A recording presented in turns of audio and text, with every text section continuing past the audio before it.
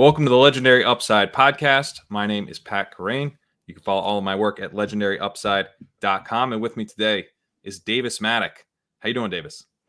I'm doing great. It's late May. I mean, we are just deep. We are deep in it already. We're already arguing about everything. Drafting every day, all day. I mean, it's a beautiful time to be alive, Pat. It is a beautiful time to be alive. Yeah. So I should have mentioned you got SportsGrid stuff. You got Automatic Absolutes. You also have ADP Chasing, which is a podcast you and I do together. And we've been, it's May. We've also been doing a podcast following the best ball market since last November, I believe. I can't remember. It all runs together, but it's been a while that we've been following the best ball market. And today we're going to touch a little bit on kind of those market principles, I think.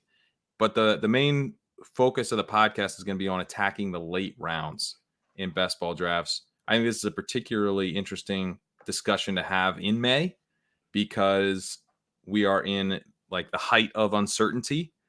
And I mean, at least we have the NFL schedule, but like we really don't know very much about how these backfields are going to shake out.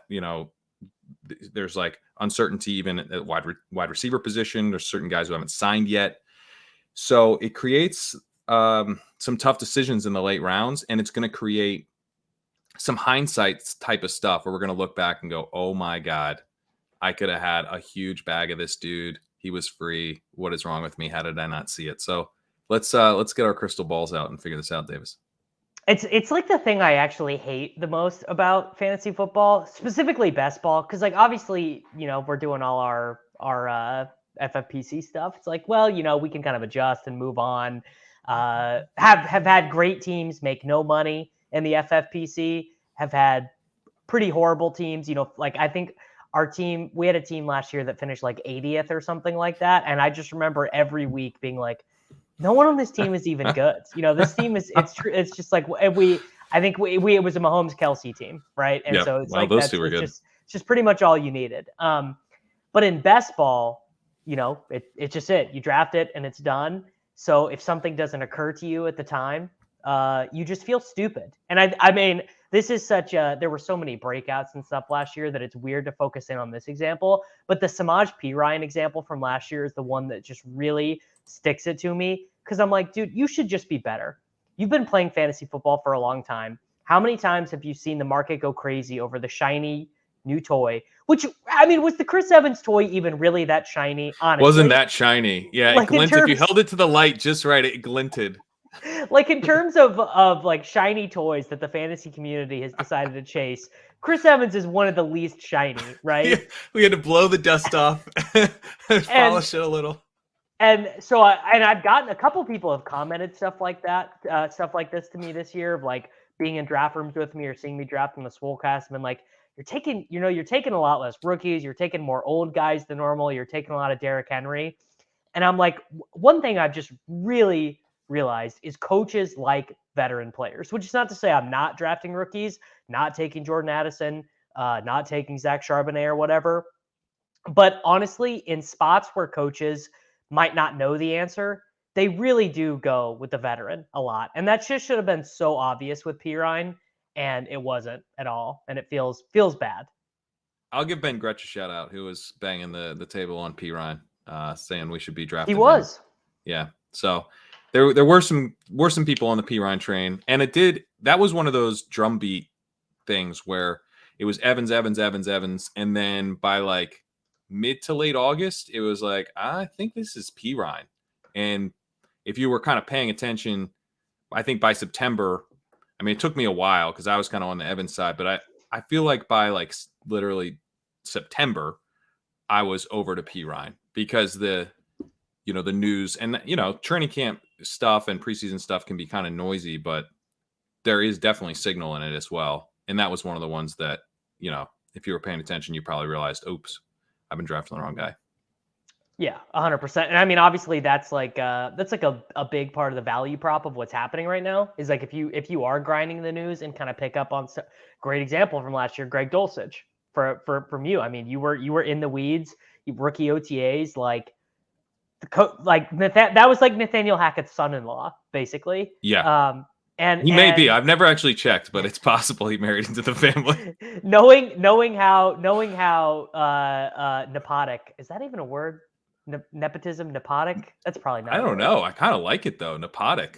But just like it wouldn't surprise me if Greg Dulcich was like a family relation. But I mean, and the Albert O, he was the tight end 12 for the entire offseason, and basically everything the coach has said about him was like, dude stinks, won't block, he has zero dog. I actually think the deal with Albert O is that if he played for one of these younger coaches, like let's say like a Shanahan or a McDaniel or something like that, I actually think they'd love him because the dog is not quite as important to them. But if you're playing for Nathaniel Hackett, you got to be all dog. If your coach is 56 years old, you got to have dog. And Albert O has zero. I think it's the hair, man. I stand by the hair thing. Like there's on the ship chasing clip that we play for Greg Dulcich, that it ends with Nathaniel Hackett saying, "Oh my God, look at that hair! I love that hair."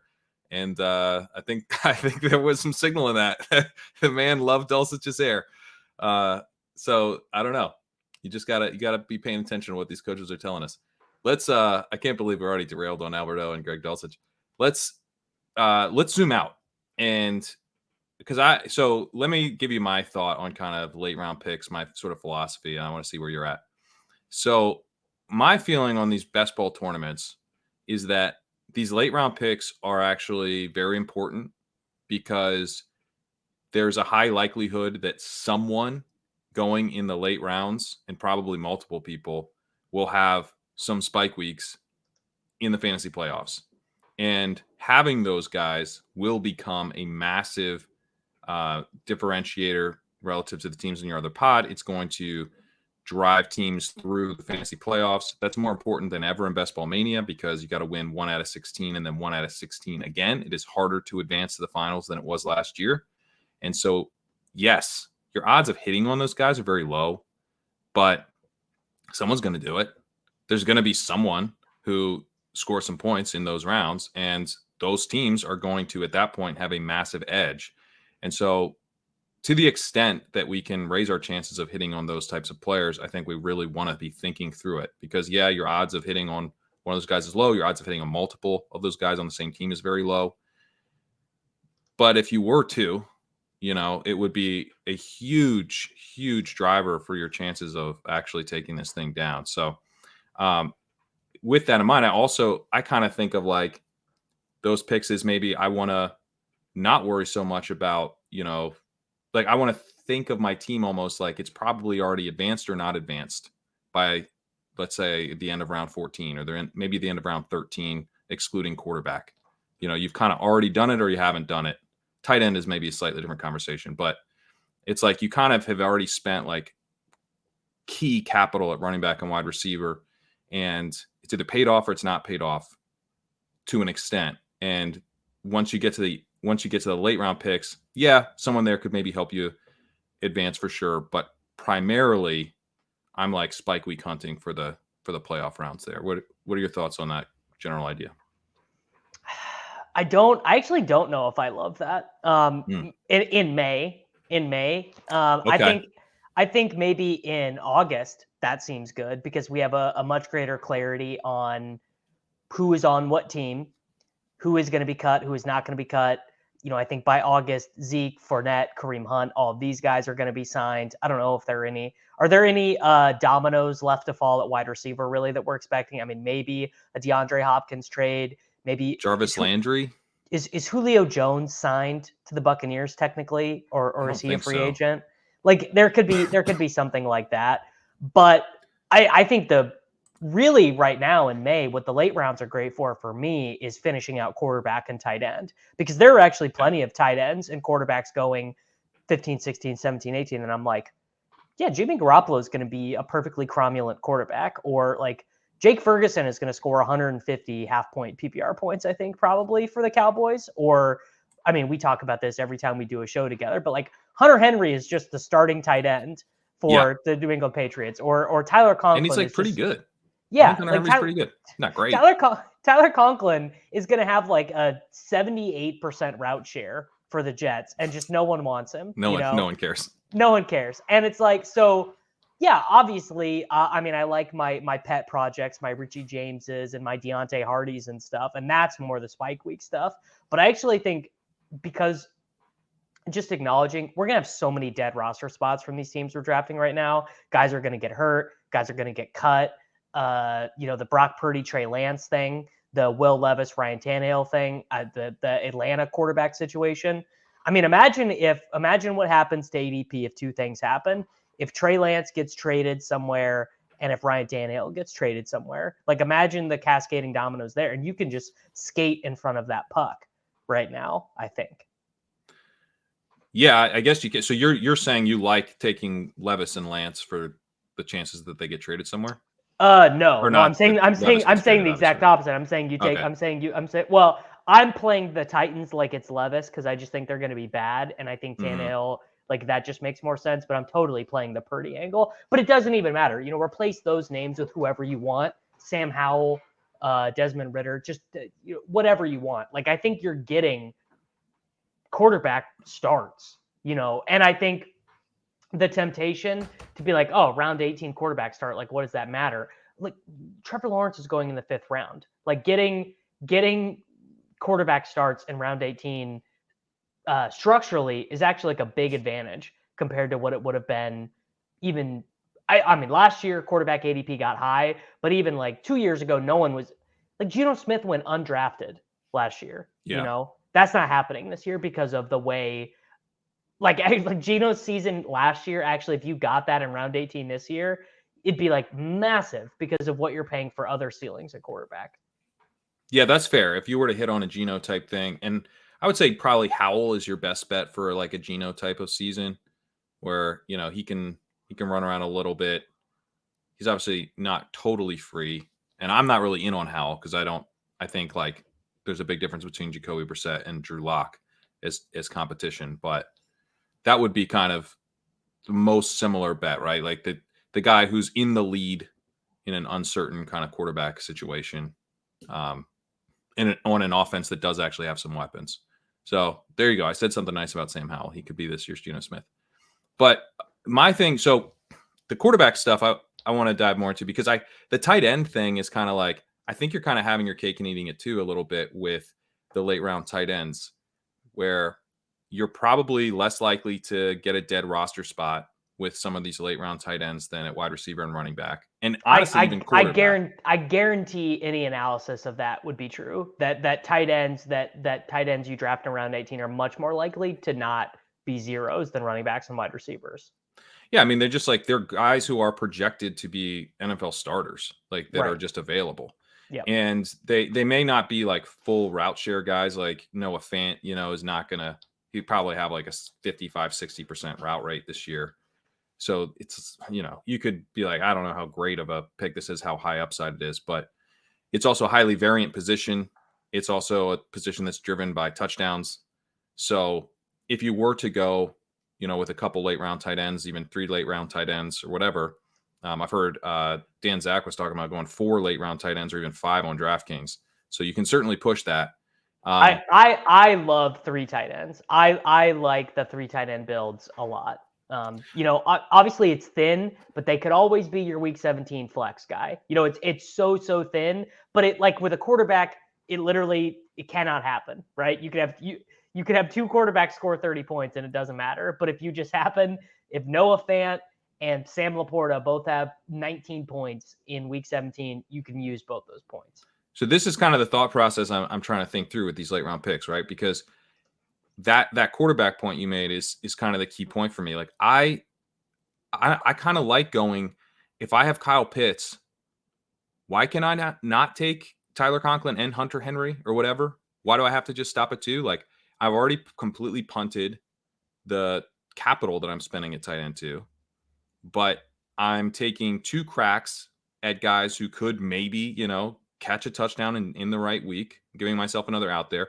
I'm lowering my chances of finding a dead roster spot in the rounds that are most likely to deliver me a dead roster spot. So that's what I kind of mean with tight end. I think you can have your cake and eat it too a little bit, where you're kind of, it's like an advance rate strategy to get to make sure you have enough tight end points over the course of the season. But you're also giving yourself another chance at a very highly variant position, and lowering your odds, I think, of having dead roster spots come the fantasy playoffs. Again, this is more of like a May strategy because of, how much uncertainty we're in right now. But that's one way where I'd say, like, to me, those late round tight ends are they are also doubling as potential spike week guys in the late rounds. And they also could help you advance. Quarterback, that quarterback 3, yeah, okay, if you need the quarterback 3 to advance, I'm not going to argue. But if you have like quarterback points already set and you're tacking on like a Desmond Ridder, like, I just think that's bad. Because what are the odds that he hits your lineup in the late rounds? And that's kind of what I mean about spike week hunting. Like, I'm not spike week hunting with a Desmond Ridder. That just doesn't make sense to me. No, but you could definitely be spike week hunting with Brock Purdy or even Mac Jones, honestly. Although I do keep coming back to Brock Purdy, I buy. If Mac Jones had a different week 17 game or opponent, but I've stared into my crystal ball and I just know that game is ending 21-10 with 3 Damian Harris rushing touchdowns in week 17, that Buffalo New England game. Like honestly, we do joke, we get kind of glib about this stuff, but the week 17 polar vortex shit is so real. I mean, some of these games, like, we literally almost had it. Like, weren't some of the games in week 17 last year like 3 degrees outside and stuff like that? Yeah, there was. It didn't end up being quite as bad as it wasn't as bad as we thought it was going to be. Like, it wasn't week 16 or something. There was weather, but I think it hit more the week before. Right. Okay. I think, you know what? I think that's right. But I mean, just like compare New England and Buffalo, a game that these two teams played 2 years ago in howling winds where the Patriots threw a forward pass 3 times, to something like Indianapolis, Las Vegas, that's taking place in a dome between two teams that are probably eliminated from playoff contention. Like, those games are just going to have so much more scoring on average, I think. Yeah, I don't know if Pete, I won't share exactly who this was, but Pete sent me a screenshot of someone in his Discord. They were talking about how this, I think, is supposed to be an El Nino year and how that might affect the week 17 weather. We've gone too far. We this is a real Dr. Malcolm from Jurassic Park bit. Like, we never we've gotten so deep in the week 17 weeds, we never stopped to ask if we should, Yeah, that's right. Yeah. I mean, the El Nino weather patterns. Oh my God, dude. That's really something. Yeah, so just so you know, if you're listening to this and think Davis is all the way down the rabbit hole, he isn't. He's not all the way down. The rabbit hole goes even deeper on the week 17 weather. But yeah, I think Purdy, I think, is an exception where he's shown that he could be, a pretty valuable fantasy playoff quarterback. His odds of starting early in the season aren't great, which is impacting his ADP right now. I think maybe could, like, seasons where he misses the first 6 games but then comes in, he could still be pretty awesome if you can get him to the playoffs. So I think he's an exception to the general rule, and I've mixed him in more on DraftKings, but in general, yeah. Okay, if we're now thinking about, like, running back and wide receiver with this type of stuff, I guess when I'm talking about like spike week hunting, I've been more going for like the Tyquan Thorntons and the Deontay Hardys, the Quez Watkins types, as opposed to Robert Woods types. Yeah, as opposed to Robert Woods types, guys who I think like have a little bit of, they can get downfield, or I think they're interesting players. Cedric Tillman, going more for like rookies, but guys who are, very cheap and decent draft capital. And I think we'll have a good odds of a job by the end of the season, or certainly good odds for that range. So I'm actually maybe not going for like the scratch off running backs and hoping to hit like a home run. Because in some ways, I think that's almost more of an advance rate type of play. Like you're just hoping to hit like the smash, the ultra smash in the late rounds. I'm almost playing it a little more conservative, but with the idea of I'm going to, at least give myself a chance to not have a dead roster spot and have this guy, catch a 40-yard bomb or whatever in the fantasy playoffs. I mean, I guess to me it sort of comes down to team construction. Like if I have a 0 RB team, I'm still probably taking round 18, round 17 running backs. Or if I have a team that I have, like, let's say I have a Kelsey Mahomes team or a Lamar Andrews team, or I just couldn't help myself and I took Kyle Pitts again. So I only want to do 2 quarterbacks and 2 tight ends. I mean, and I want to have extra wide receivers too, because in this, I probably got buried by the Avalanche at some point. So I just need more numbers. I'll still take a Deontay Hardy or a Richie James or whatever in round 18. But I almost sort of think optimal drafting right now in May is 3 quarterback teams with 2 tight ends, or 2 quarterback, 3 tight end teams, where you're shoring up those positions late. Like say, you have an AJ Brown, Jalen Hurts team, and in round 17 you take Mac Jones and Hunter Henry or whatever. Like, because as your quarterback too. Yeah. Yeah, I don't mind that at all. You really push it. Yeah, I don't mind that at all. I think that's an interesting way to take advantage of, if you like some of these late round quarterbacks, you probably don't need that much out of your quarterback too on a Jalen Hurts team. So pushing it all the way to the end. And also you've paid more for Jalen Hurts than like we've ever paid, in the modern fantasy football era. So it makes sense to try to keep it cheap at quarterback too, because you really need Hurts you've bet on a massive season from Hurts. So play it like that. 100%. Yeah, no, that's exactly what it is. And I mean, the point I want to make with late round running backs though, and this was kind of why we had this conversation, is I think the biggest payoffs though, in terms of like closing line value, obviously neglecting injuries, right? Like some running back is going to get injured and his backup is going to raise 100 spots in ADP. But there are a bunch of situations. I went through some of the backfields. So there are a bunch of situations where I expect the market to declare a winner at some point.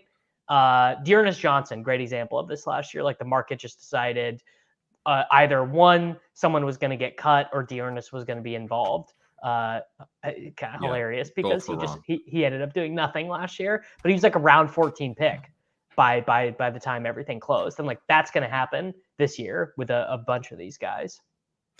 Yeah. So let's dive into this, because I actually, especially as we move forward, I want to start being a little bit more aggressive on some of these running back picks, because I think if you were to hit some of these guys, it is huge.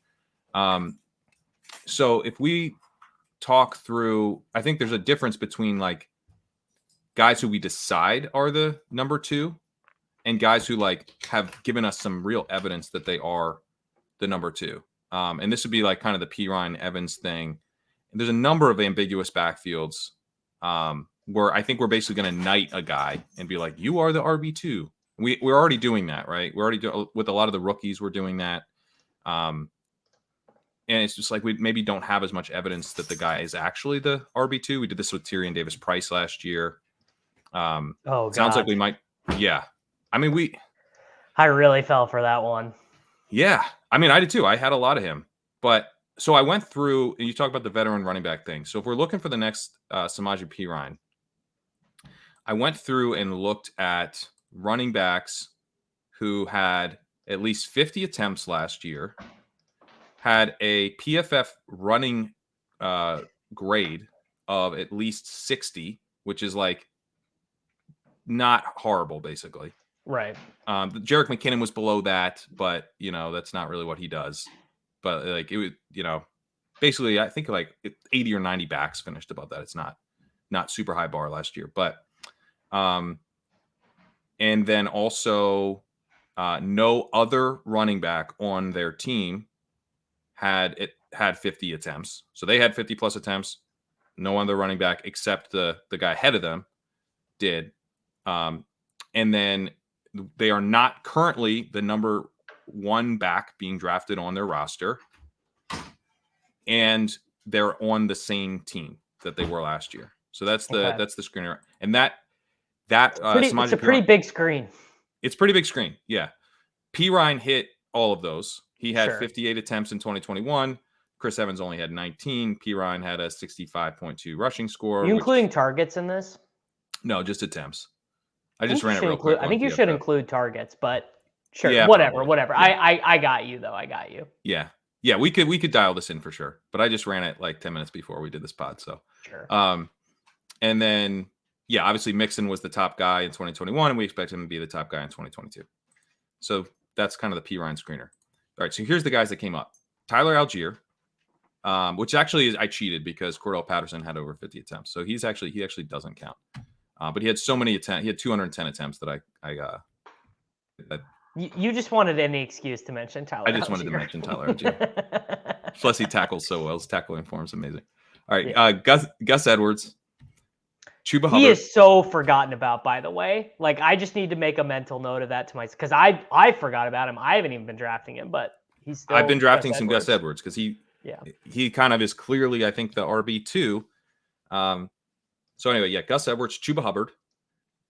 By the way, Hubbard, the only one of these who does not have the same coaching staff as last year. So that's maybe a slight concern with him. But he had 95 attempts last year, 81.8 rushing grade, really good. A.J. Dillon, obviously not a late round guy. Joshua Kelley, could be interesting to talk about. Jeff Wilson. Alexander Madison, which he maybe doesn't even count because he sometimes goes ahead of Cook now. Matt Breida, Jaylen Warren, Elijah Mitchell, and Antonio Gibson. So funny on that list to see what names people are like, yeah, that guy is like a 13th round pick versus absolutely undraftable. You know, like Breida. Breida's like, no one cares. Nobody cares. He's the same role. I mean, I don't know. You could talk yourself into Eric Gray or whatever, but it is kind of fun. It is kind of funny to just see, like, the market is efficient to some degree, but obviously it is not all knowing. No. And Breida's tough because he had 61 attempts and Brightwell had like 30 attempts. So he didn't have he barely cleared the 50 attempt threshold, but and also like he's not going to display, he has no like Perine upside where he kind of starts to displace Barkley a little bit, you know? Right. None. Yeah. None. And they added a rookie, but the guy who jumped out to me was Josh Kelley. But are we disrespecting Josh Kelley? Is he this year's Perine? I just how many Chargers running backs have we Lucy in football? You know, it's like, honestly, the organizational incompetence to find a single running back who is like, doesn't set the house on fire when Austin Eckler subs out, just like makes me not want to take these guys, even though like, I totally get it. You know, like Sony Michel was involved for like goal line rushes for this team last year. That's how dire it was, you know? Yeah. Sony Michel had 36 attempts last year in 10 games. Kelley had 75 attempts in 14 games.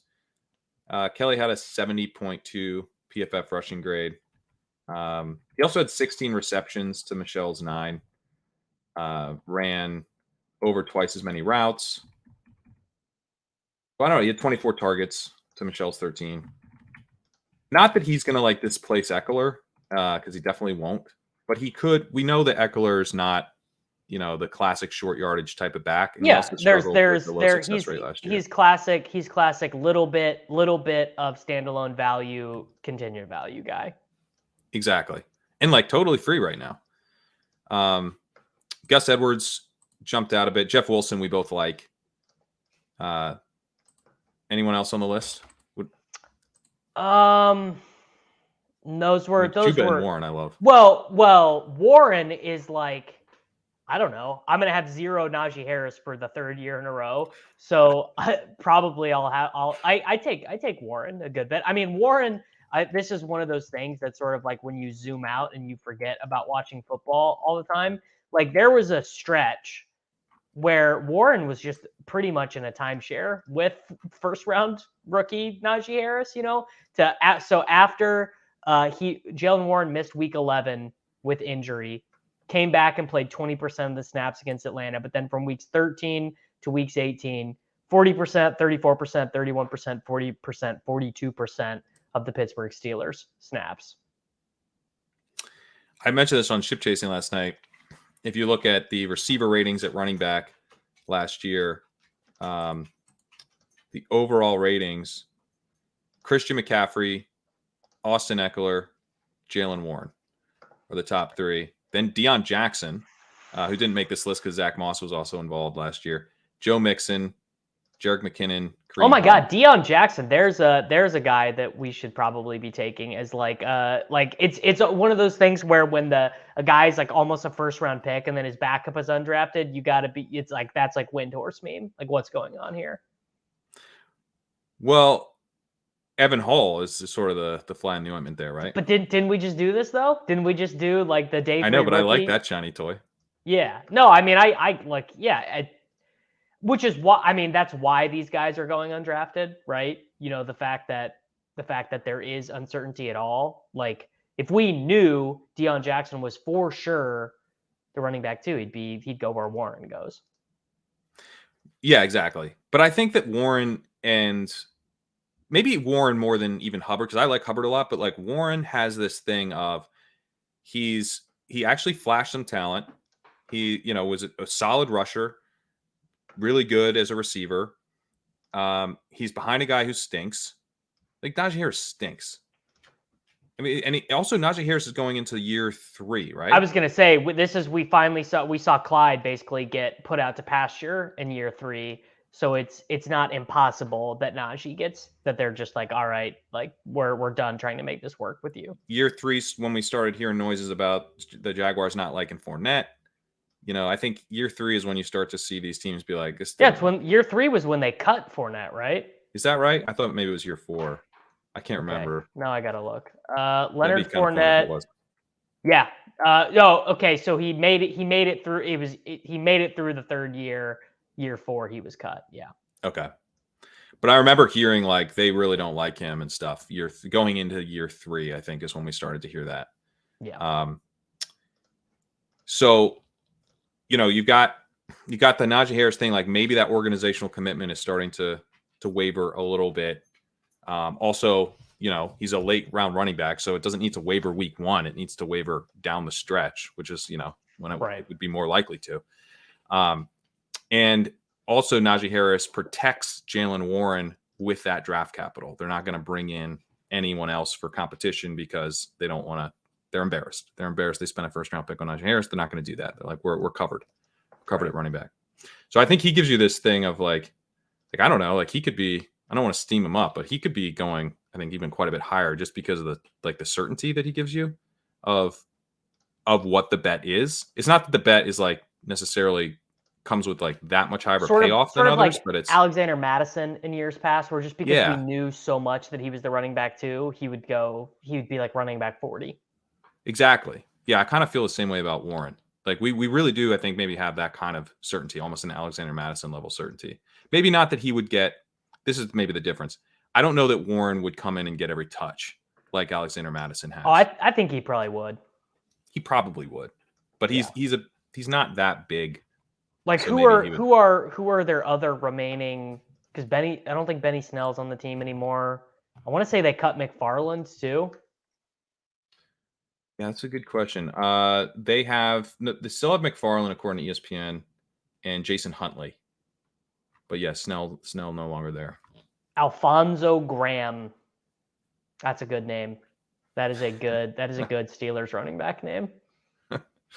But let's talk about like your philosophy on this, because you mentioned it like before we started potting, we were kind of talking about topics. You were talking about like how, like, what if you had gone all in on Perine? Like if you had hit, instead of being even, you just like went in and had all the Perine, you'd be like in such a better position. But obviously, like it's hard. This is hard to do. It's hard to predict. So do you plan to like take big stands in the late rounds or mix it up, or what's optimal? I mean, I'm mostly mixing it up right now just because it's hard to be so definitive about anything, which is kind of mentally weak though, because missing on your 18th round picks is not really going to matter. It's not really going to, I mean, there are many great polls that people have had on this. Like Benjamin had a 10% advance rate his rookie year, right, when everyone was taking him, right? Which is kind of like, well, sharp drafters were taking him. But again, it indicates like it just doesn't matter. If you get literally, Benjamin recorded 0 snaps as a rookie, I think. Well, 0 fantasy points he may have gotten on the field for special teams or something. I don't really remember. But point is, he was a rotoviz darling. He was he checked a lot of analytical boxes, and so he ended up being on teams of people that are obsessed with fantasy football. But then to the converse of that, 2nd round pick last year who did nothing. Javon, just to indicate how little one player really does anything to your advance rate or to your winning percentage, Javonte Williams had a 5.5% advance rate last year. So slightly below average when you got, what do you get? You got like 3 games, 3.5 games, 2.5 games out of Javonte Williams or something like that. So I think we sort of view every pick as so important, and we're like, oh, we really stress about it. I mean, one, so much of it is out of our control anyways in terms of advancing and the layer. I think more important, the layering of points matters so much, obviously. Yeah, the layering of points matters a ton. Did you drafted 2 really shitty tight ends, but they happened to play perfect ping pong, and you got like 11.5 half-point PPR points per game out of your tight ends because they just layered their points. And that is like literally uncontrollable. I just thought of like the worst, nerdiest, like you've gone too far tilt, which is that you hit on 2 tight end spike weeks in like week 13, but they happen the same week. You're like, oh, dude, my flex. Oh, exactly. Like couldn't you have layered? Exactly. Yeah. It's like, oh, I drafted, so in my Mahomes stack, I have Richie James and Marquez Valdez-Scantling, but it just so happened that every time those guys scored, the other one scored in a game. So they each score 4. They each score 4 touchdowns in a season, but they happen to do it in the same game every time. And those are the games Kelsey doesn't do good or something. So you got way above expectation. You got 8 touchdowns out of your round 14 and your round 18 wide receiver picks, and you got like 37 cumulative points out of those guys. Just the way it breaks down. Because they hit the same weeks. Right. And which is, it is literally uncontrollable. There's no degree, like we are never going to reach a level of sophistication. That is called randomness. That's variance. It's simply randomness. So, it kind of leaves you of 2 minds, right? One of them being like, yeah, just draft, take whoever you want in round 18 because who knows. But structurally, I think these things are really important, and I'm not doing this myself because I just gave you that example of like how awesome would it have been to have 30% Perine or 30% CPAT or whatever. But I am drafting like a coward. Like the guy I feel most conviction on in round 18 right now is not a running back or a wide receiver. It is a tight end, Jake Ferguson, and I've got some exposure to him in Best Ball Mania, but not like. I've got 19% Jake Ferguson, right?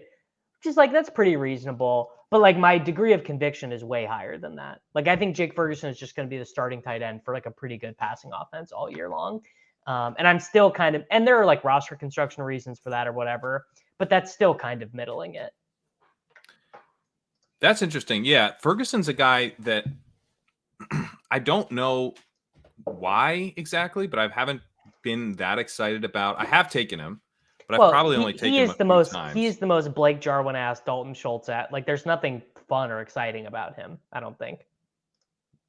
Well, he is free and could be the starting tight end on the Cowboys, which is kind of fun.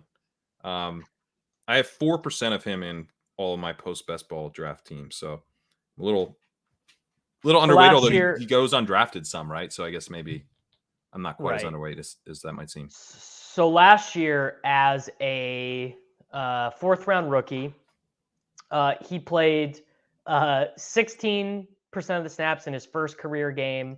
Then he played 56% of the snaps in his second career game. Pretty big, which you kind of like. And on the season, he ends up playing something like let's see. I can find it. He played a bunch of snaps. He played 430 snaps, right? So 40% snap share as a rookie. Then the limiting factor, I think, why he doesn't go quite so high is they also had another guy playing, Peyton Hendershot, who played 298 snaps. So it's not like he was out there alone. And Hendershot at Indiana was more of a receiving tight end. He had 136 receptions in 4 seasons at Indiana. So he's maybe more of like but this was, again, to go back, this was the Blake Jarwin, Dalton Schultz thing.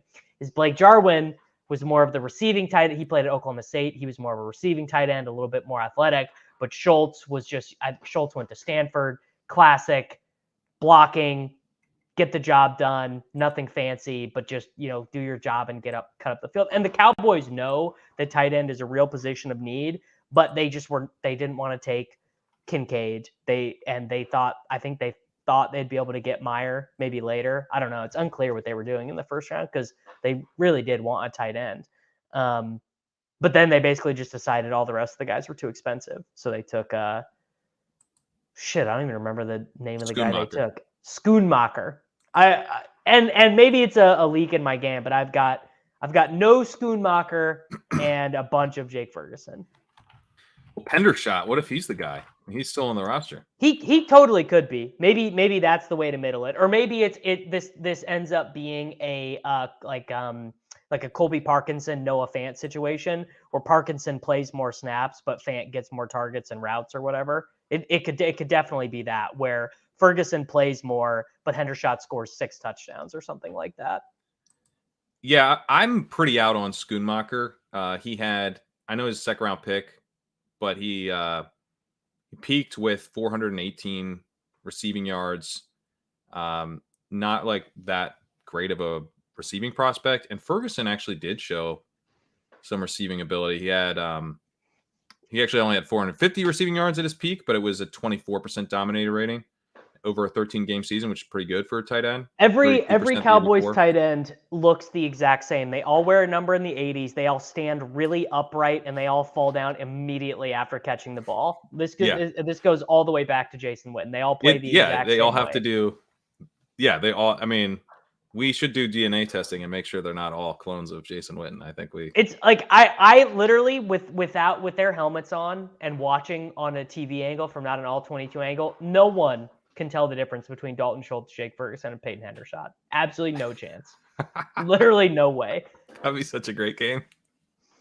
You just have to guess. You'd guess. Schultz like obviously was, pretty good for Dallas last year, but I think their willingness to be like, yeah, whatever, dude, you can go play for Houston shows that they view it as kind of fungible.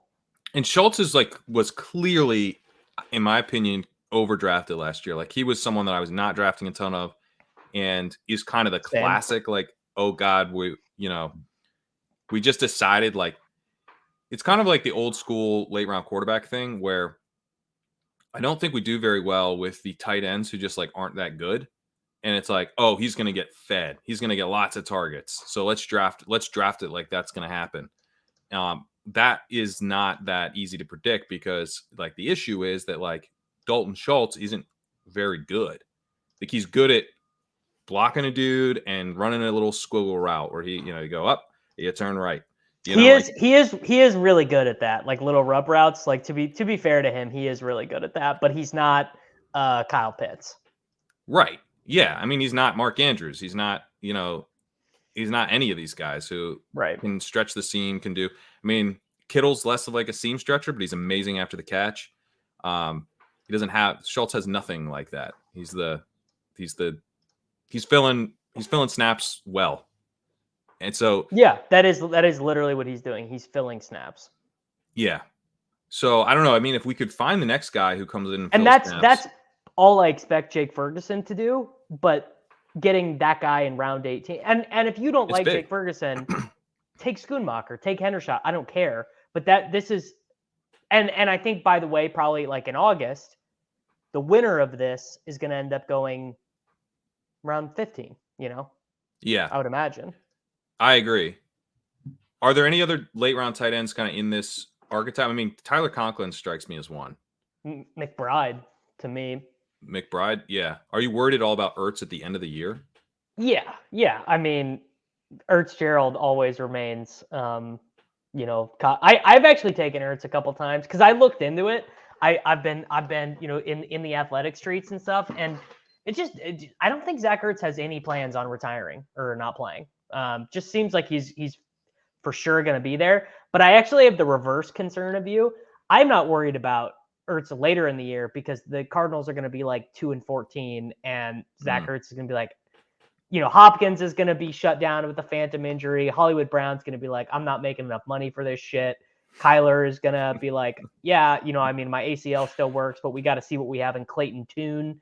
So I actually don't even think Clayton Tune's on Arizona. It's just a good name. So I think I would say same logic between like drafting like Greg Dortch or whatever. Like we'll get the Greg Dortch 13 target, 11 reception, 15-yard game in week 17 against the Eagles, because I just think why would veterans even be playing in that game? Like Arizona wants to set themselves up to, if Arizona gets the number 1 pick next year and they have the option of either trading away Kyler Murray or trading away the pick that becomes Caleb Williams, that could be a 1-year rebuild. I mean, it could be Arizona could set themselves up to win the NFC West 2 years from now with that trade package. Yeah, although who's trading for that Kyler Murray contract if he looks bad? The Washington Commanders. That's correct. Yeah. Your crystal ball is working. They cannot wait. They can new billionaire purchase the team. They watch 17 games of Sam Howell and Jacoby Brissett, and they're like, nope, no more of that. No more of that. I need something better. Bring me a Heisman Trophy winner to play quarterback. Oh God. Yeah, we'll get whoever the Eagles offensive coordinator is this year heading over to Washington with Caleb Williams.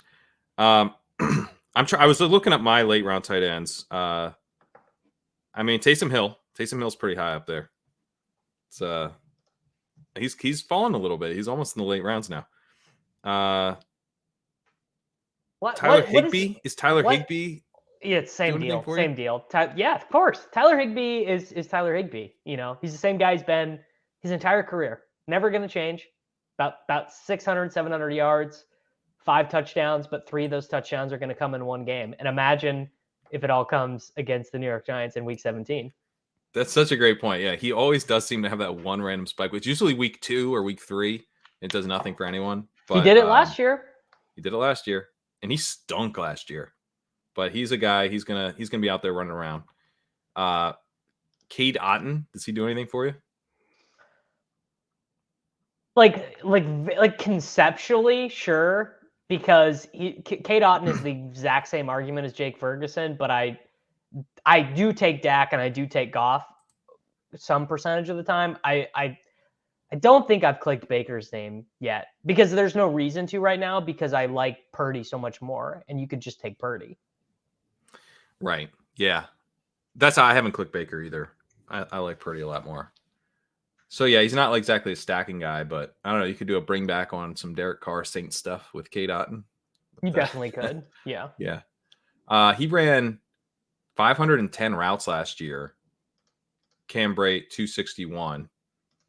And I think he's probably more of the traditional tight end than Cam Brate. Cam Brate was always kind of viewed as like more of a receiving type of outlet guy. So I don't know. I mean, I do think there's retired.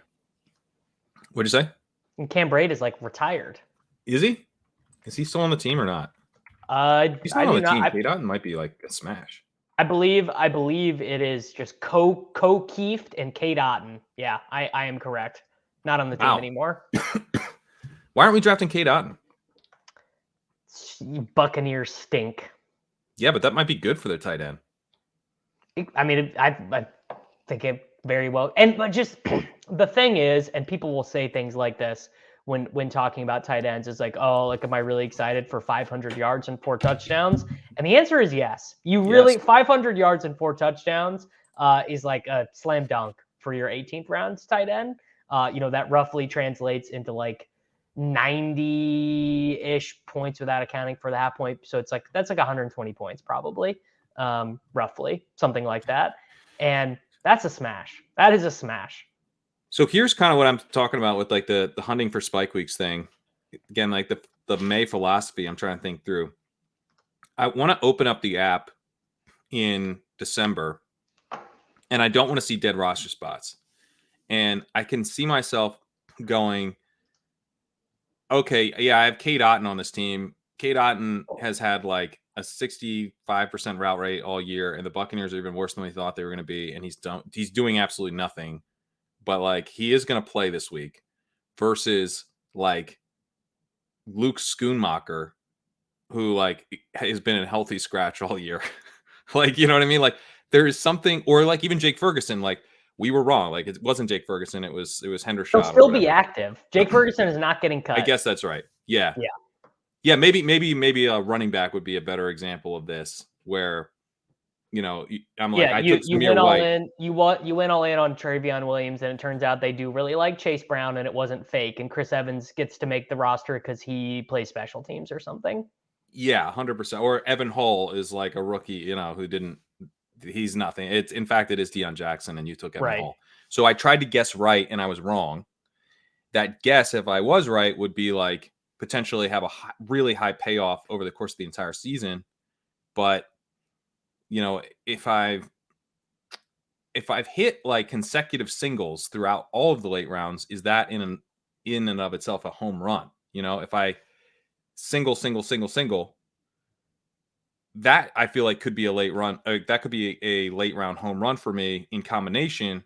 Whereas if I swing for the fences every time and I hit like once, like which would you rather? Would you rather hit like 4 singles or 1 home run in the late rounds? In May, probably 4 singles.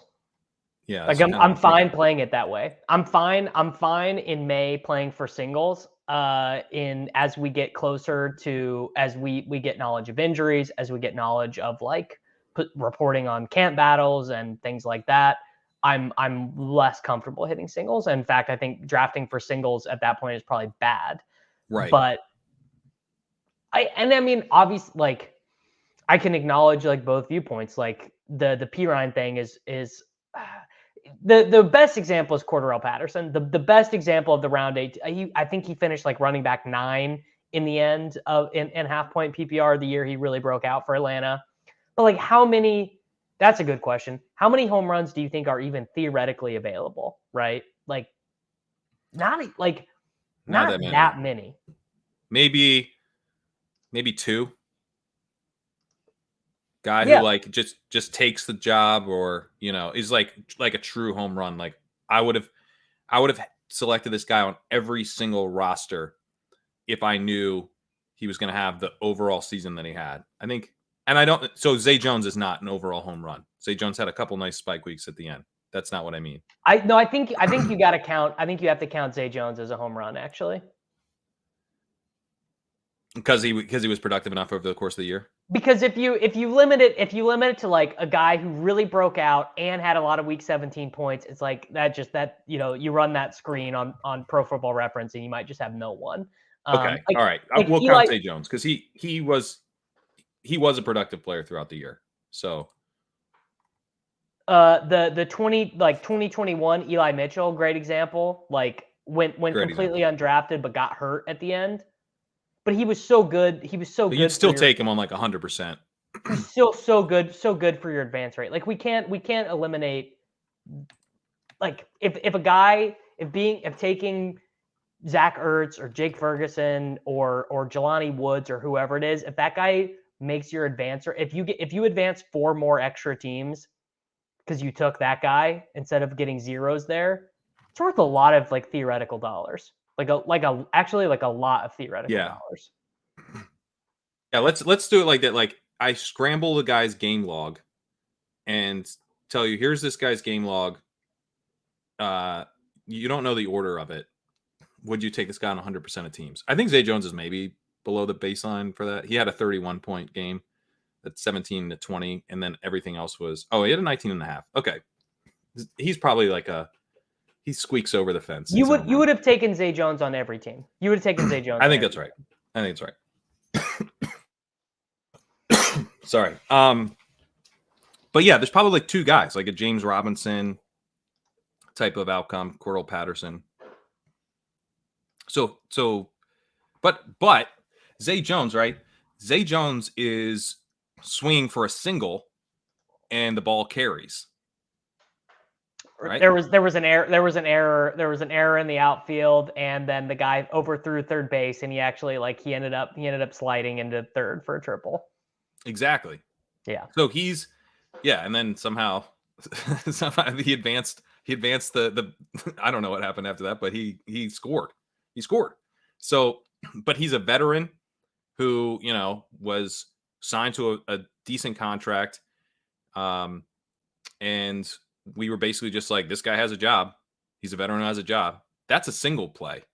That's more like the Van Jefferson or, one of these other kind of late round wide receivers that were just like, well, I know he's going to be out there. When you're swinging traditionally for the home runs, I think you're going more for the James Robinson or a Myles Gaskin, one of these backs who kind of emerges as the starter from an ambiguous situation, but you take on more risk of being wrong. You land on Raquel Armstead, you land on. Oh, I drafted some Raquel Armstead. I can't even remember who the other Dolphins running backs were because we weren't really drafting Patrick Laird that year. That's before that. It was Jordan Howard was involved. Was it? No, Ahmed was involved, but we didn't even know him. We didn't even know.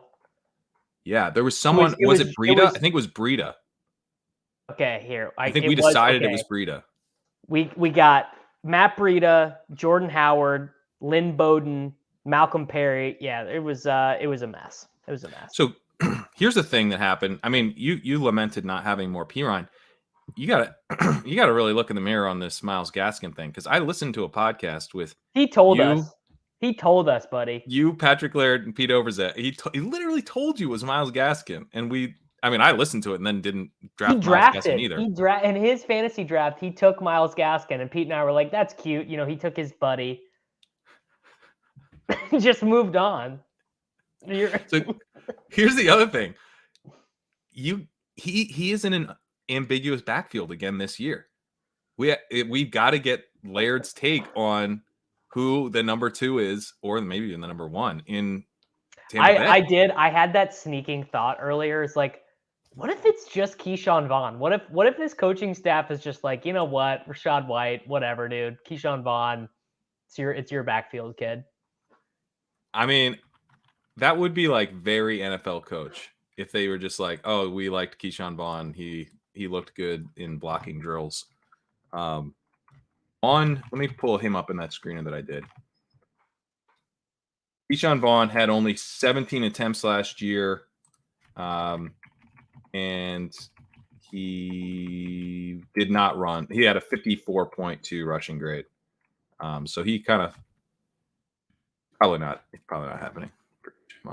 But it could. That's the thing. Ask Patrick because he knows. That's the sick thing about running back is you could never be Richie James could be the wide receiver 18 in fantasy. It's impossible. He would never earn enough targets. He's just not that good, right? Right. But Keyshawn Vaughn could totally be the running back 18 in half PPR. I don't even have to squint. I don't even have to squint to imagine that, Yeah. I mean, you're totally right. And this is why it's alluring to go after some of these ambiguous backfields. One that jumps out, okay, let's talk about the truly ambiguous stuff. Are you taking any stabs on the Vikings? That's one that's come up. Evan Silva's really high on Ty Chandler. Yeah. Dwayne McBride, I think, is kind of an interesting prospect. How are you playing the Vikings?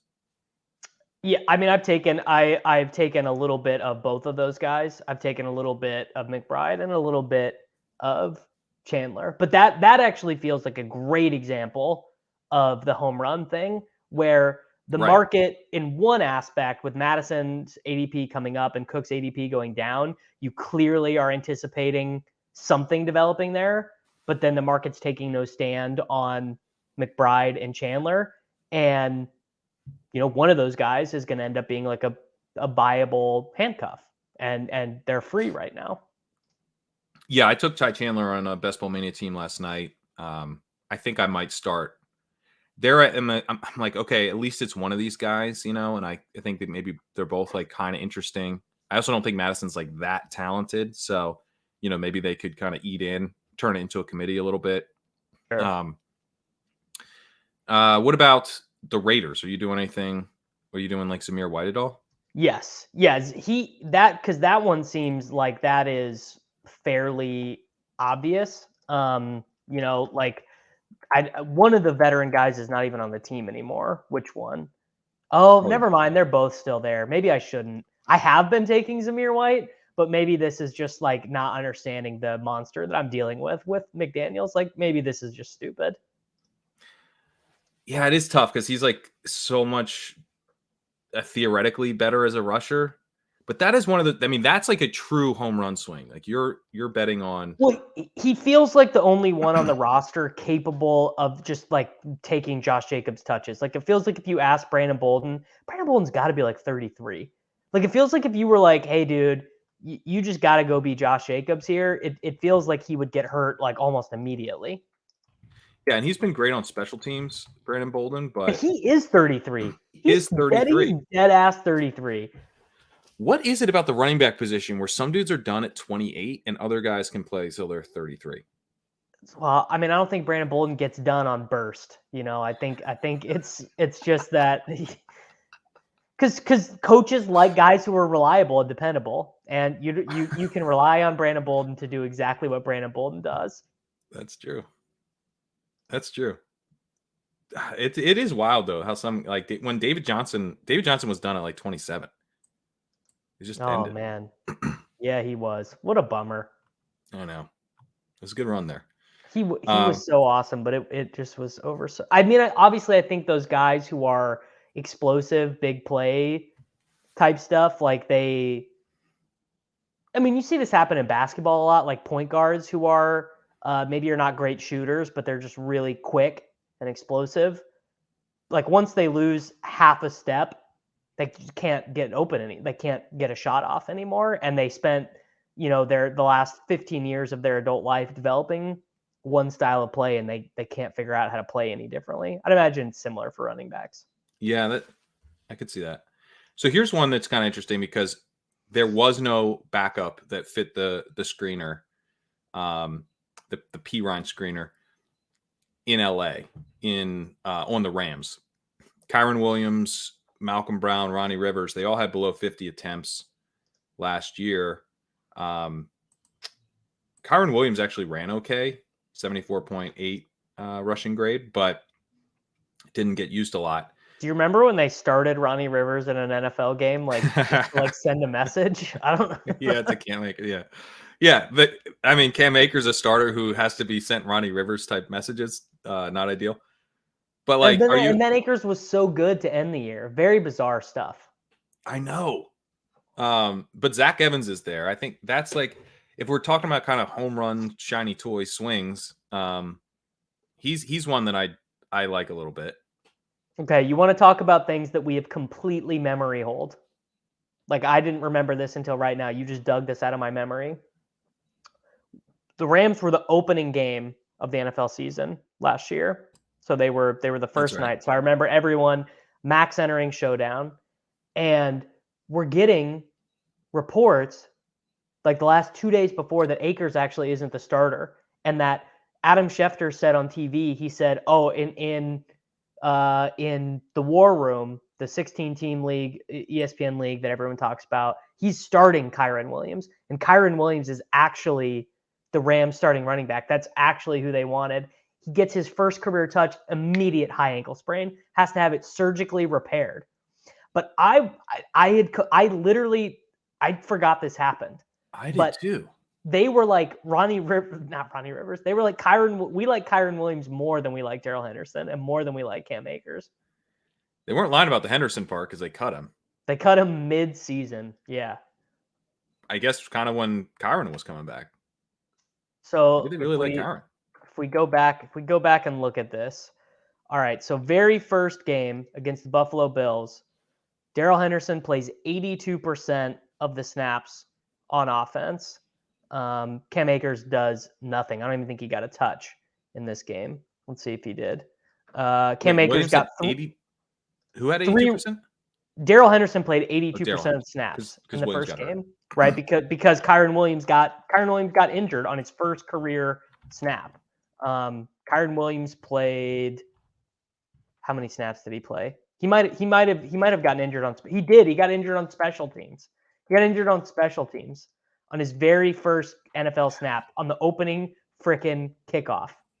One snap, high ankle sprain. So then Darrell Henderson goes.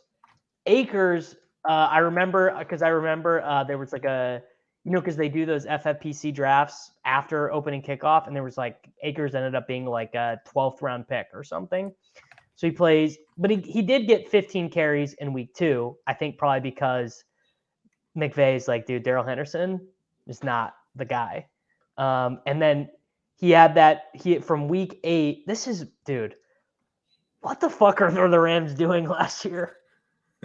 This is gnarly. So Akers gets hurt. And then from week 8 to week 12, he doesn't exceed 39% of the snaps. He does get 14 carries while playing less snaps than Henderson. Then absolutely crushes to end the year. Like 70% snap share or greater, 100% snap share in their final game of the season. And then Kyren, I barely remember watching him play, but he was basically the passing down back during this Akers thing. Right. Yeah.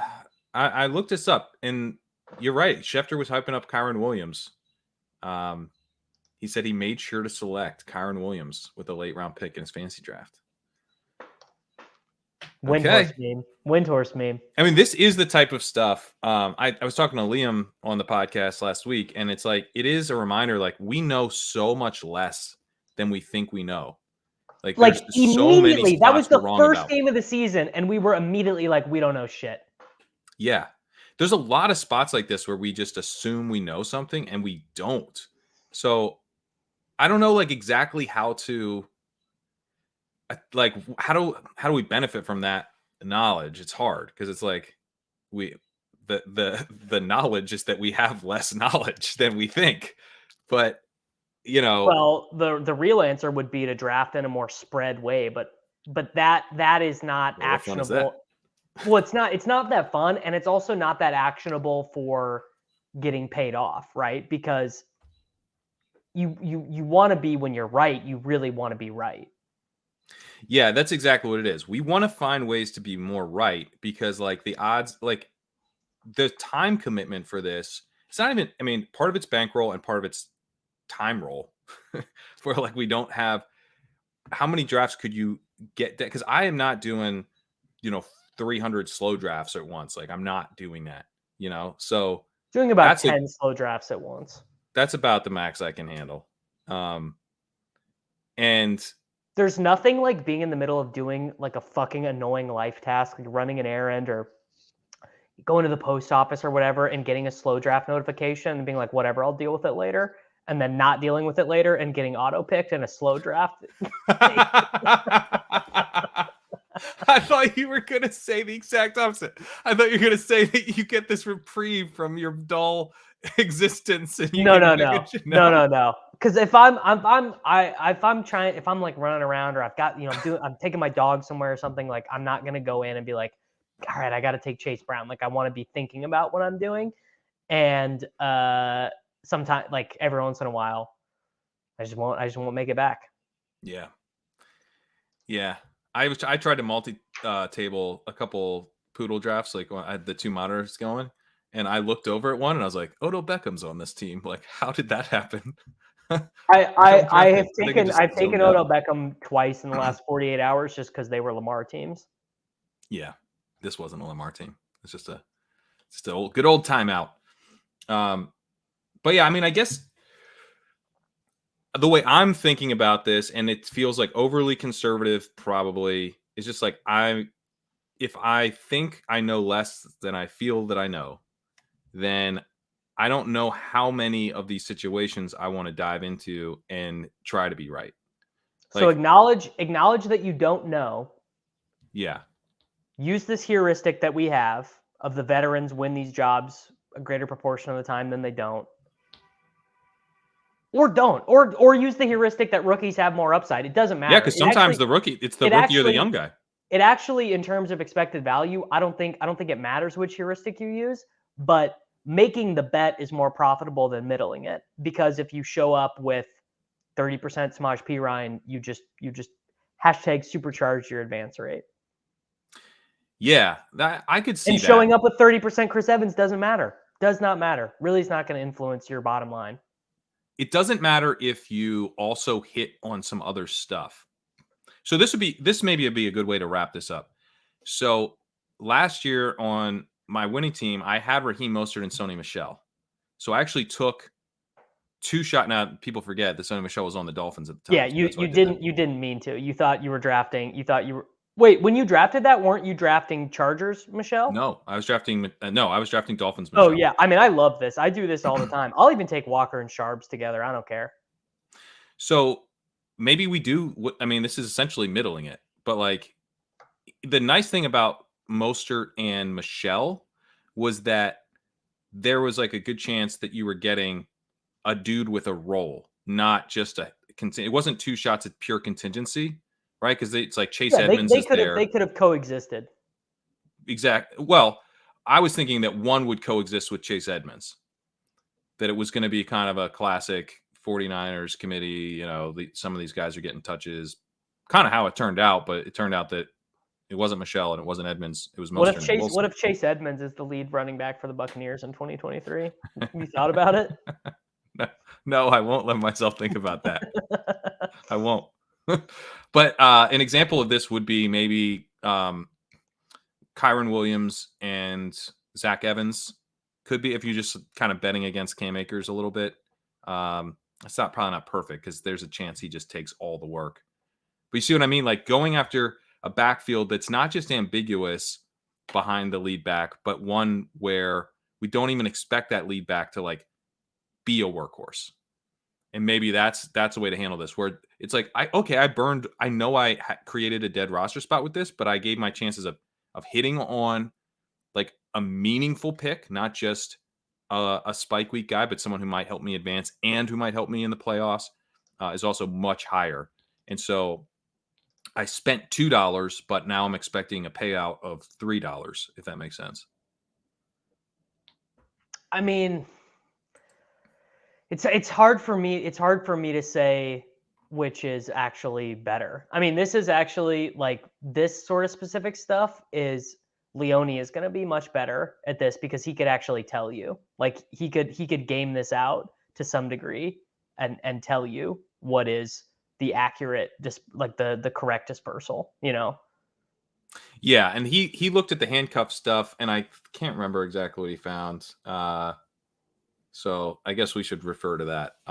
Leone did some research on this. My gut take is that the handcuff stuff has very hidden advance rate goodness in it because the injuries actually make you a little bit anti-fragile. If you take 2 guys from the same team and there's not some third guy lurking there, like the Dolphins backfield actually, again, from last season, the same thing again this year, taking any 2 of those 3 guys together, assuming Dalvin Cook doesn't sign there, I think you have a lot of outs. And it's not insane to me that you could have weeks where both of them count, where you actually get where a chain scores a long touchdown and Jeff Wilson Jr. catches 6 passes and scores a 4-yard touchdown or whatever, or flip the rules around however you'd like.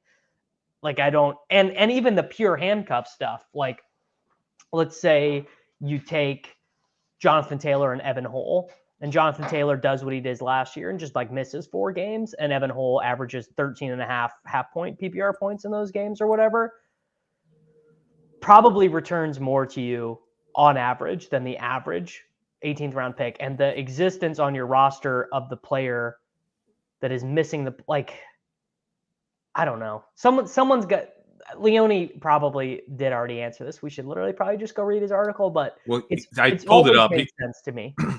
He said handcuffing limits your potential to build super teams. However, if you're handcuffing for the reasons that Justin theorized at the outset of this article, which I I don't know what that is because I just skimmed it. The upside comes in the form of pairing unlikely playoff distributions. I think that's kind of what you're talking about with the leverage part of it. If that's the goal, then you just need to make sure handcuffing doesn't harm your ability to make it into the playoffs in the first place. And there's no evidence based on last year's data to suggest handcuffing is harmful to advance rates. So the idea of getting a low-owned, Jonathan Taylor. That's the thesis. Is that Jonathan Taylor ends up being like a super unique guy in the playoffs, a super unique guy in the final, and you only got him there because Evan Hull came in and did his thing. Like I had multiple teams last year. You want to talk about real anti-fragile shit? I had multiple teams last year where I took Chuba Hubbard with Christian McCaffrey and ended up getting Chuba Hubbard points because McCaffrey got traded. Obviously, that is like, we're talking like sub 1% probability type stuff, but it does strike me as an anti-fragile strategy, not a super team strategy, but definitely a just roll with the punches of the NFL season type strat. And again, maybe something that's a little bit better in May than in August when we really are trying to build super teams in August because the market is so sharpened by that point. Well, your odds of hitting on the true nuts is higher in May, actually. That's true. So maybe it's the opposite. Maybe it's the opposite. You would handcuff more at the end of the year where you're like, well, I can't, none of these guys are going to jump up massively in closing line value and all that anyway. So I might as well play for the chaos of the season to help me sneak through. Because Herzig had Kamara on his winning Best Ball Mania 1 roster. Kamara had been hurt prior to that, I believe, and he was very low owned. So the idea of how do you get this low owned guy? Of course, I benefited from like much lower owned than you would expect Austin Eckler based on what he did. But that only happened because Justin Jefferson just happened to be much better, at advancing teams and was also drafted in the first round. And there were no Justin Jefferson, Austin Eckler teams. So again, that was like pure randomness, but that leverage element like definitely helps. So if you could figure out a way, so the handcuffing thing, maybe we talked ourselves into that, but I do want to go through just a couple more backfields here of like spots where we could try to take two shots at a guy behind a guy who we don't think is going to get like a ton of work, or behind, like this wouldn't be Buffalo because Buffalo, we think the combination of James Cook and Damian Harris is going to get a ton of the work. So like not like that, but more like there's a guy who's going to be a lead back, but maybe he's not like an every down workhorse guy, and there's going to be some juice in somewhat of a standalone role. Dallas comes to mind. Would you take, Malik Davis we've talked about. I take a bunch of Malik Davis. You're the one who told me this the other day. I think the Cowboys had 589 backfield touches. So even in a world where Tony Pollard gets 300, there's still like a lot of meat on the bone there for another guy to produce. What about taking like Malik Davis and Deuce Vaughn, or Malik Davis and Ronald Jones, or Vaughn and Jones?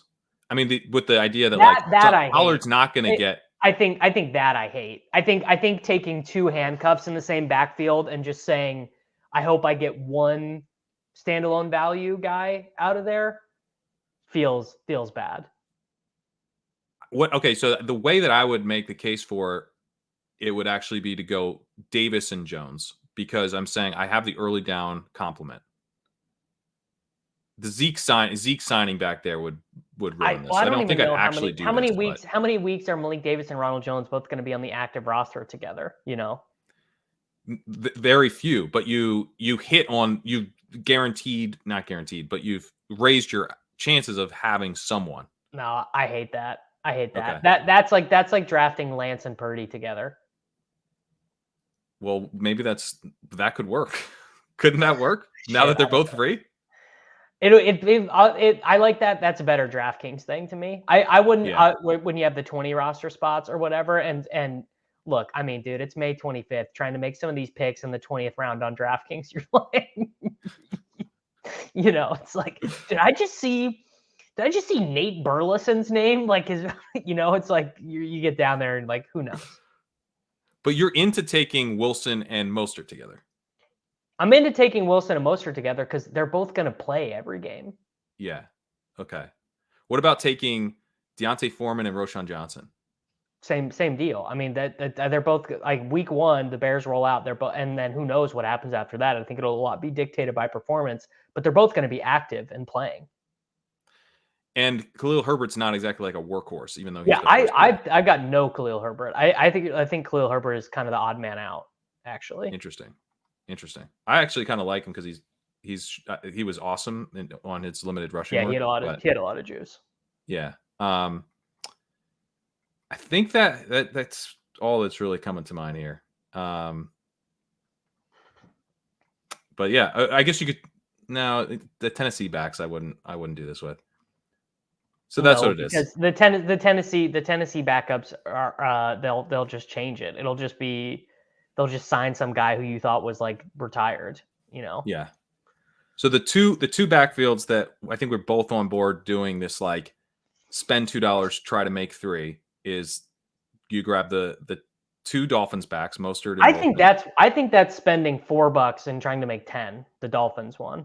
Yeah, fair enough. And I would also argue that the Bears is probably spending 4 and trying to make 10. Well, yeah, I agree. Yeah, I agree. Yeah. But I think both of those are okay. And then maybe the Rams spend 2, try to make 3.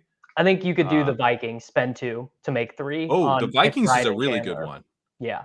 Because those guys will probably both be active, at least. I might start doing that one. I don't think this to me is like largely suboptimal though. I think you're better off trying to spend $4 to make 10 than trying to spend 2 to make 3, because you could be spending $1 to make $0. Oh, well, 1 to 0 or 1 to 20 is a better payoff than 2 to 3, right? Well, if there's a payoff of 20, then you made 20. Like, are you saying there's a different? But I don't think somewhere else that you should be targeting. Just whatever your other 17th, 18th round picks are. Okay, yeah. I think you're really at that point, at the point in which you have two guys who are honestly favorites to be zeros, But in combination, are they? Like Ty Chandler and Dwayne McBride combined aren't. I'm really just trying to get you to not take Ronald Jones. Honestly, it's the advice here. The advice here is that I don't think Ronald Jones is a particularly good pick. Well, Deuce Vaughn, I think, complicates it because Rojo could easily be a healthy scratch all season. Literally exact same situation he was in last year. And you could then be like, well, I have Malik Davis, and that not matter a ton because Davis is like, and they could sign Zeke. So I agree. I'm not doing the Dallas one, but I think like the Vikings one, if they keep Cook, also doesn't work that well. The Rams one, if they keep Cook, you are dead. You're dead. Yeah. The Rams one, maybe they just feed Cam Akers, so that could be an issue. And the team could be so bad that having their backup running back is like you spent $2 and made 1.5. You know what I mean? Even if you hit on the guy, it might not be worth anything. But I don't know. I think the Bears and the Dolphins one is kind of interesting. Any handcuffs that you're actually eyeing up? Any dudes you'd actually handcuff? In like what context? Like drafting them together? Yeah, like literally handcuffing. Well, the Dolphins one. I think you could do Swift and Gainwell, and you're getting the passing down guy in Philadelphia for sure. Jerome Ford with Chubb feels like you're probably getting the handcuff there. Michael Carter with Breece Hall. I don't love that one. I've not done that one yet. I'm just going through ADP right now. Pierre Strong with Ramondre. That could even not even be a handcuff situation. You could get the early down back and the passing down guy. Well, what about the Pierre Strong Kevin Harris? Where it's just like I'm taking 2 shots at the. No, that's courting. That's courting. You're just asking. You're courting disaster, yeah. Belichick just cut a guy I had 17% exposure to. Yeah, and also like Ramondre could easily be a total workhorse. So like you took 2 shots at a handcuff that doesn't pay off. That's probably really bad. The aforementioned Josh Jacobs and Zamir White. I don't hate taking Malik Davis with Pollard while we're talking about the Cowboys guys. Most of the handcuffing I do is like more expensive guys like Bigsby with ETN or the Buffalo one, I have no problem taking James Cook and Damian Harris together. I don't love James Cook's price, but theoretically, I don't hate it. And I have taken Walker and Charbonnet together on teams. Interesting. I'm not doing that. I'm not doing either of those. It's just a lot. The Walker Charbonnet thing, there's no math you could do to make it look good. I think Charbonnet might be the guy you want there. Do you see Sean's rankings though? Do you see Sean's rankings? No, what does he have? What do you think he's got Kenneth Walker ranked just in the top 100? I forget if he likes Kenneth Walker or not. I guess he does. Yeah, because he was really pushing him last year. God. I'll say he has him ranked 30th. 14th overall. Not running back 14. 14th. Yeah, man. Sean's amazing, but He's got Michael Thomas ranked 159th. I mean, to be fair, Michael Thomas is like the worst pick on the board, but yeah, that's a good one. I don't know. I think Walker is in for a rough year. I think Charbonnet, a guy. I'm kind of drafting up an article right now on looking at success rate, and Walker had this horrendous success rate, and there's been a little bit of a connection between guys who have really bad success rates and then not getting a lot of goal line work, or guys who have really good success rates getting a lot of goal line work the following year. It's good to be consistent. Coaches like that is basically the thesis, right? And the fact that Walker was horrendous in success rate, Dalvin Cook and Ezekiel Elliott, the only guy with guys with 200 carries rather, who were worse last year in NFL Next Gen success rate. And then they bring in a guy who's like a bigger back, and also Kenneth Walker can't catch passes, and this new back can. It seems like, I don't know, man. I'm gonna have a big old gap in my rankings from where Sean's got Walker. I don't care. You're taking Walker? Kenneth Walker, go boom. That's all I care about, dude. If 8 times a year he just puts his shoulder through some Tyler Algier linebacker and just and zips off for 55-yard touchdowns, I do not care. Yeah, fair enough. 55-yard touchdowns do a lot for you. I've become a boomer with running backs. I'm taking Henry. I'm taking Walker. I'm taking Mixon. Like I should draft a high stakes FFPC dynasty team and be like, just taking running backs ahead of Treylon Burks. Jeez. I mean, what are you doing with D Henry? I'm not taking a lot of D Henry. I know he plays the Texans twice. He's literally. I cannot believe he's still a 3rd-round pick. Okay, David, he is like 29 years old. Okay, but think about in years past, we would have taken, even in our peak philosophical sending a message drafting, we would have taken Henry in the 3rd round. Yeah, because he would have been 10 years younger. we'd have been down. I mean, I don't know, man. He's 29 years old. We all expect the offense to be horrible and quarterbacked by a rookie who sucks. So that's how you're playing for the end of the year. But a 2-down running back. Will Levis's 2-down running backs. How you win? What this strategy presupposes is that Derrick Henry goes burr against the Houston Texans. I mean, dude, they played a game against the Texans where Malik Willis completed 1 forward pass. And Derrick Henry, it just did not matter. 220 yards, 2 touchdowns.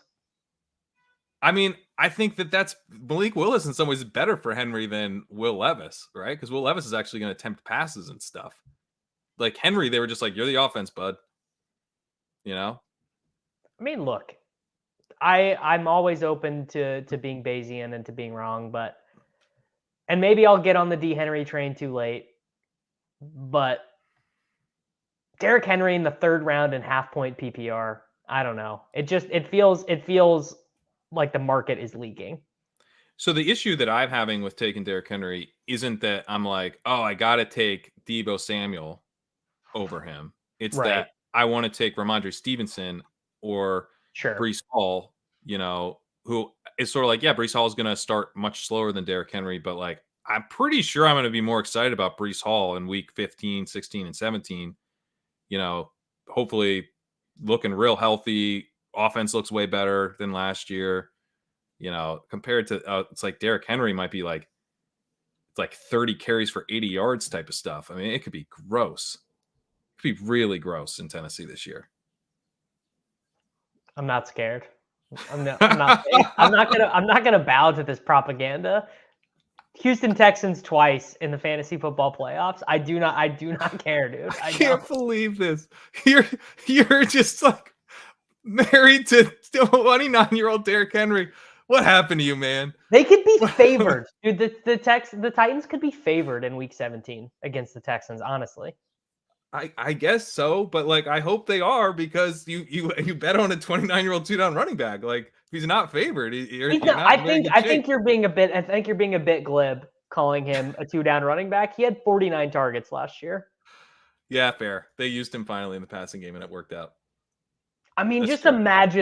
Imagine the feeling knowing that Derrick Henry was available in the 3rd round, and you are just watching him just every play, just like 8 yards in week 17, and you're like, you're on red zone, and they're like, oh my god, we can't believe it. The Titans are in the red zone again.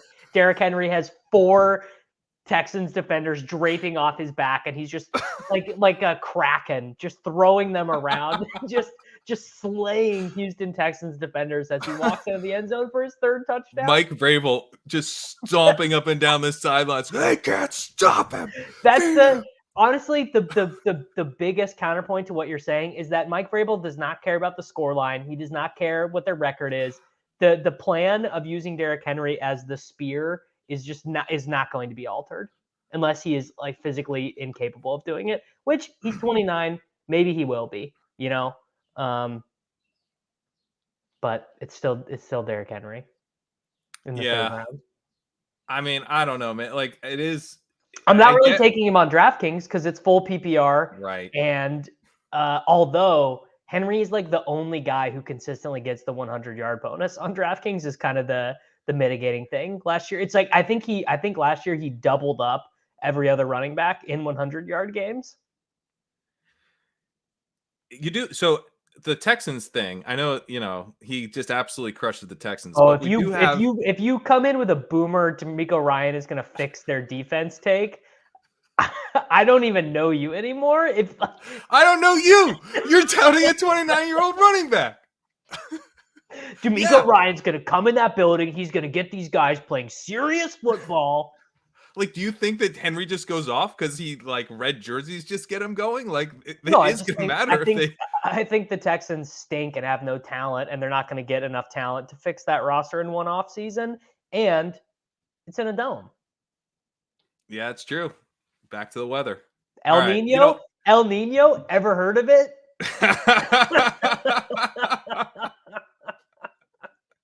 I have taken Henry some, and God, I didn't expect to get in the Henry battle and then be checking my Derrick Henry exposures, but I took him in the Dalmatian. Okay, I'll win the Dalmatian if he goes off. That's how I'll win. That's a good middle. I feel like. I mean, I'm definitely being like a bit glib with the Henry thing, but I am taking him. I mean, I think he's a good. I think he's a break-even selection where he goes, but certainly he's got. If Derrick Henry is healthy in Week 17 and the season roughly goes how we expect it to, Derrick Henry will be the highest projected running back in Week 17. He'll be in half PPR. He'll project for more points than McCaffrey. I don't know about that, man. I know from doing projections, I would try and make Henry project worse in these spots, and he wouldn't. I mean, McCaffrey going against the hapless Jacoby Brissett-led Commanders, I don't know. I think he's going to project for a lot. Eli Mitchell will be getting like 19 carries a game in those spots. Yeah, I guess that's Trey possible Lance, for sure. Imagine the feeling if you were like, I just take CMC every time. I take him over Jefferson. I take him over Chase. It's week 2. The 49ers are on the 4-yard line. and Kyle Shanahan calls a read option with Brock Purdy and Trey Lance, and Trey Lance scores a 4-yard rushing touchdown. Dude, what if Trey Lance gets there by being like a Deebo Samuel type? He's Taysom Hill. He's Taysom Hill. Yeah, he's Taysom Hill. He throws 16 passes, catches 4, and runs 20 times. Who do you think my highest exposure running back is, by the way? Well, I think it's Derrick Henry now. No, it's not. Derrick Henry. Derrick Henry is Dameon Pierce. Wow. Because you have become a boomer. This really happened. No, it is a little boomery. Boomery, but it's playing on two things. I mean, one, I expect CJ Stroud to be an improvement on Davis Mills. Hot take. I think that matters, but it's more the range of the draft he goes in. I just do never want to click on Dalvin Cook. I don't really want to click on Swift. I don't really want to click on Pacheco. I don't really want to click on Cam Akers. I don't really want to click on Rachaad White. I think he's got a similar floor and a way better. Because if the Texans happen to be good, if CJ Stroud has like a Mahomesian, even a Trevor Lawrence, even a rookie or Trevor Lawrence where the team was kind of shit, but he was clearly better than Blake Bortles, right?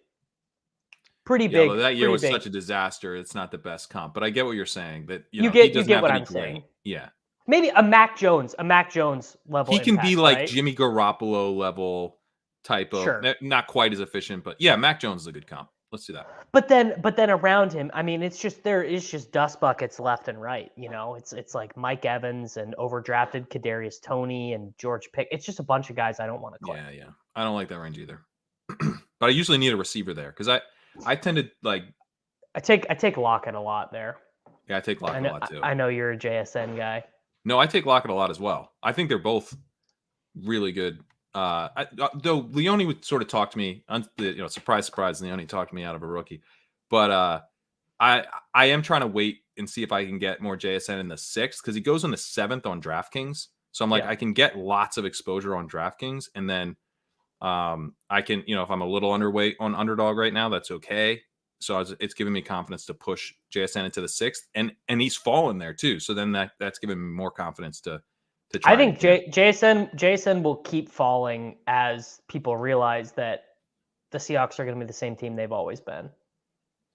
Yeah, I think he could settle more in the 7th for sure.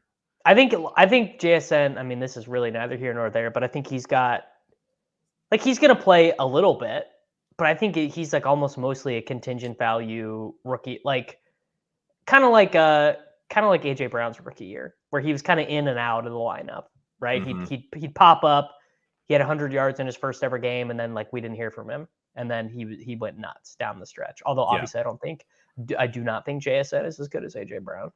No, me neither, and I like JSN a lot. All right, let's close with this. As we look ahead into future years, I think I got a vision as we close things up of, a tight end that we're going to be taking in future years. The tight end who's going to be the key to fantasy, Trey Lance, 2025 tight end eligibility. Make it happen, Underdog. If Trey Lance is eligible at tight end next year on underdog.com, however this happens, I by like May 30th, I'll have drafted 150 teams just to get in on Trey Lance. Like I won't be able to stop myself. All right, Davis, tell the people what you got going on. We've landed the plane. Did a SportsGrid Fantasy Football podcast this week with Eric Beimfor, where we talked about just like our favorite ways to get unique, like how are we creating leverage for potential Week 17 stuff, and then Eric Eager is coming on the Taekcast on Friday morning. We're just gonna he just came out with his wide receiver value article that's pretty interesting, but we'll shoot the shit, take a look at the MVP markets and things like that, and we're grinding, dude. We are grinding. Some housekeeping stuff for Legendary Upside. First of all, like, subscribe, rate and review the podcast. Trying to grow all these new channels, so that helps a lot. I do want to note that if you recently sign up for Legendary Upside and you want to get a $50 Underdog credit, make sure to go to the site. I'll put the link in the description below and in the podcast description. You need to fill out a form so that I can send your username to Underdog to get that credit. So make sure to fill out that form. There are still credits left, but that form is what reserves you the credit. So you got to do that.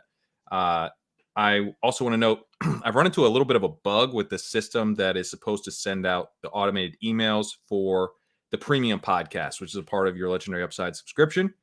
It is sending out like almost all the emails, but occasionally just missing one. So if you didn't see an email from transistor.fm and you want to set up your premium podcast feed, just reach out to me on Discord or at legendaryupside@gmail.com.